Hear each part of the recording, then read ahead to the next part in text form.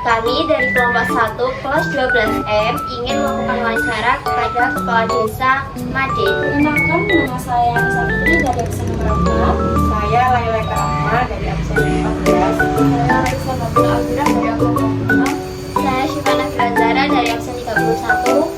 Saya Widya Tika Maharani dari absen 35. Saya nama Jalisa dari absen. Wawancara Kades. Ayo. Assalamualaikum warahmatullahi wabarakatuh.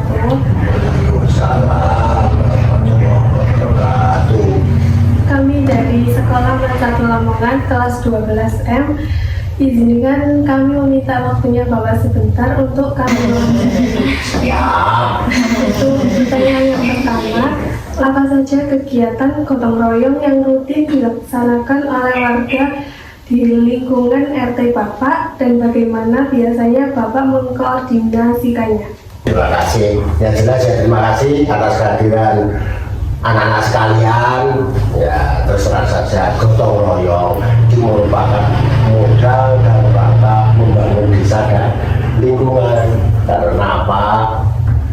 Ya dengan kebersamaan itulah semuanya bisa terwujud. Contohnya kita pemerintah desa dalam rangka melaksanakan tugas dari Pak Kades adalah melaksanakan pemerintahan, pembangunan sosial masyarakat dan pemberdayaan masyarakat. Ini tentunya tidak mungkin akan dilakukan sendiri oleh Pak Kades, tentunya akan dibantu oleh perangkat desa, oleh lembaga kemasyarakatan desa yang ada, di antaranya BPD, LPM, RW, RT, PKK, Karang Taruna, termasuk para kader dan partisipasi masyarakat. Nah, itu sangat penting sehingga semuanya ini perlu disatukan dalam rangka melaksanakan kegotong royongan. Terserah saja gotong royongan sangat penting itu. Terus kemudian sudah ada pepatah berat sama dipikul, ringan sama dijunjing. Itu contohnya sapu lidi juga, kalau nesak bonggol, nek tinggungnya aku kan gampang, nek kalau sendiri nggak bisa. Itulah adalah apa modal daripada kegotong royongan. Apalagi desa Made potensinya adalah jumlah penduduk yang besar, ini harus disatukan sehingga kegotong royongan merupakan modal dasar dalam rangka melaksanakan pembangunan yang ada. Contohnya besok hari Minggu ini, termasuk saat-saat ini adalah musim penghujan, sudah datangnya wabah penyakit demam berdarah, sudah ada titik-titiknya, sehingga kita harus menggerakkan masyarakat diantaranya dalam membersihkan lingkungan, kemudian air-air yang mengalir, sehingga itu dibutuhkan adanya kegotong royongan. Ada langkah apa saja? Yang pertama ya tadi adanya adanya kebersamaan, ya kita menyurat kepada lembaga yang ada, termasuk Pak RT, Pak RW. Besok hari Minggu ini tanggal kita ke 1, nah, itu sudah menyampaikan surat untuk melakukan kerja bakti serentak.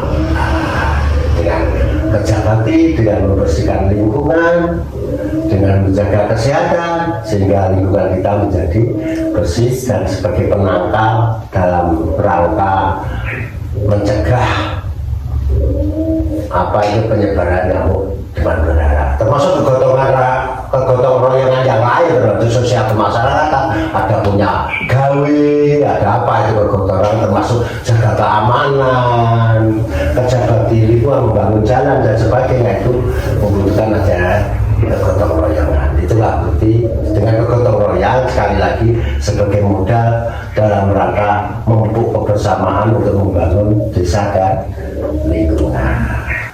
Selanjutnya, bagaimana Bapak melihat tingkat partisipasi warga dalam kegiatan gotong royong saat ini, terutama di kalangan generasi muda, Pak? Untuk partisipasi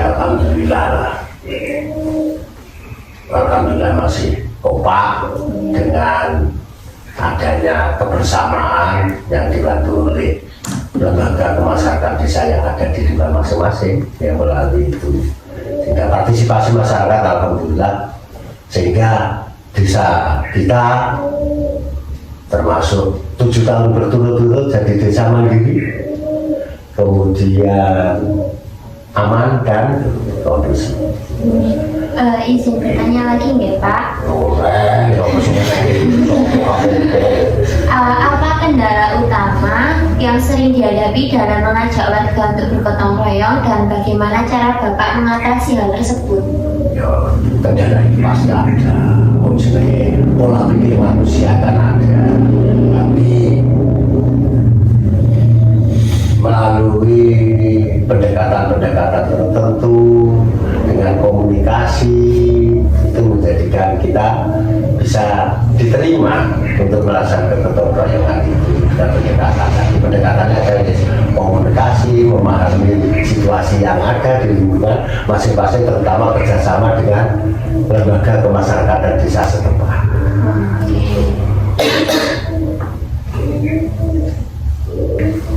Untuk pertanyaan selanjutnya, selain untuk kebersihan atau pembangunan fisik, menurut Bapak, apa manfaat sosial paling terasa dari kegiatan gotong royong bagi kerukunan antar tetangga?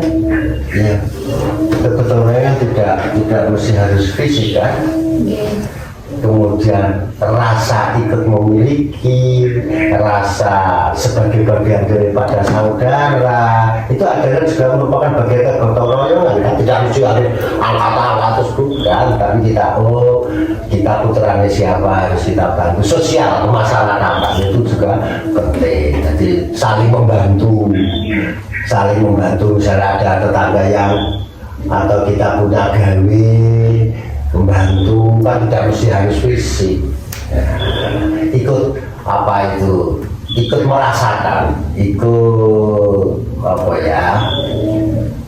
kebatinan untuk saling bahwa kita itu adalah Harapan ke depan, apa harapan Bapak terhadap pelestarian nilai-nilai gotong royong di lingkungan kita agar tetap terjaga di tengah gaya hidup masyarakat semakin sibuk?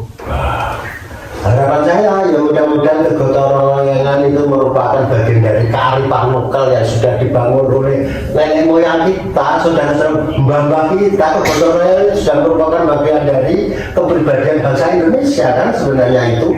Nah, jadi Indonesia monggo kita itu pupuk bersama sehingga dengan gotong royongan itu sebagai modal daripada rasa cinta tanah air, cinta kepada keluarga, cinta desa dan sebagainya. Sehingga gotong royongan itu ya merupakan sekali lagi bagian daripada kearifan lokal bangsa kita, kearifan yang sudah berjalan bertahun-tahun dan menjadikan simbol kebersamaan di lingkungan kita. Sekian wawancara dari kelompok 1. See you. Boleh nggak?